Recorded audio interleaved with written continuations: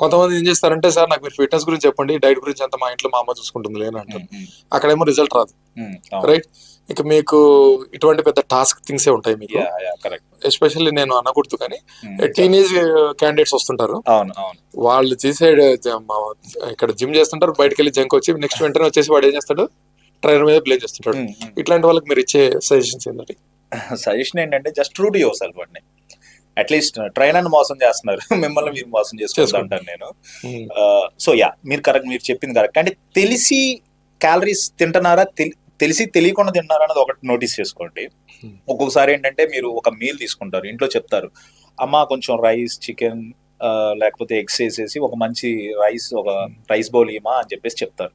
ఇది నాకు కూడా జరిగింది, ఇది ఎక్స్పీరియన్స్ అయింది నాకు కూడా.